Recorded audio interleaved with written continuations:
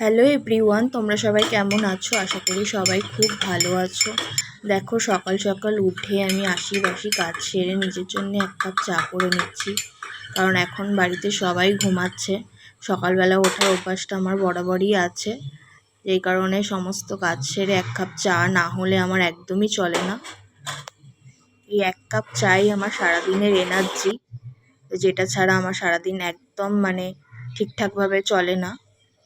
তো আমার মতো কে কে আছো যাদের চা ছাড়া একদম চলে না? অবশ্যই কিন্তু আমায় কমেন্ট করে জানাবে। আর এক হাতে ফোন ধরে এক হাতে কাজ করাটা খুব একটা সহজ বিষয় নয়। যারা করে তারা খুব ভালো করেই জানে এই বিষয়টা।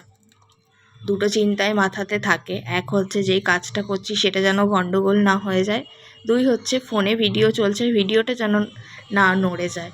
তো দেখো, তোমাদের সাথে কথা বলতে বলতে আমার চা প্রায় রেডি হয়ে গেছে। তো আমি সকালের চাটাই জানলার ধারে বসেই খাই।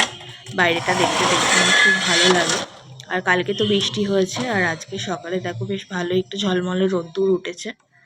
যাই হোক, তোমাদের সাথে কথা বলতে বলতে চলো চাটাও খাওয়া হয়ে যাবে। তো চা খেতে খেতে আমার যেটা সকালে চিন্তা থাকে যে ছেলেকে স্কুলে কী দেবো টিফিনে। তো ভাবলাম আজকে ডিম আছে, পাউরুটিও আছে, ভাবলাম তাহলে ওকে আজকে ডিম টুসি দিয়ে দিই। তো দেখো, তোমাদের সাথেও একটু শেয়ার করি।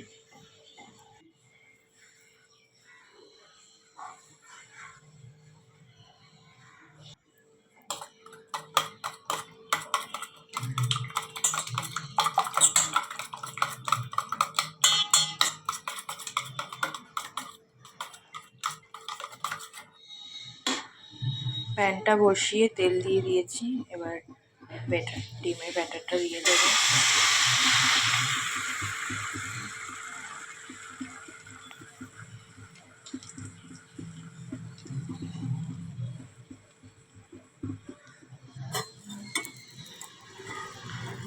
তো এদিকে আমার ছেলের টিফিনটাও রেডি হয়ে যাচ্ছে। সকালে ভীষণ চিন্তা থাকে মাথায়, কারণ বর বেরোবে কাজে, ছেলে স্কুলে যাবে, সব দিকটা মিলিয়ে মিশিয়ে প্রচুর টেনশান থাকে।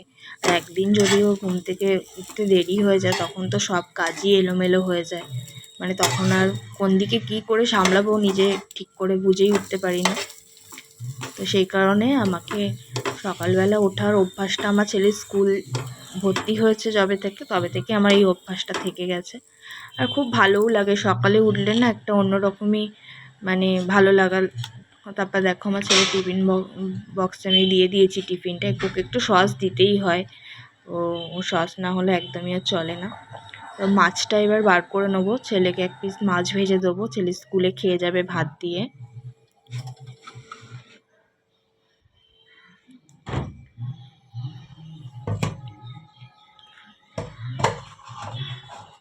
আমার ভিডিওটা ভালো লেগে থাকলে একটা লাইক কমেন্ট করো। পুরো ভিডিওটা দেখার জন্য অসংখ্য ধন্যবাদ।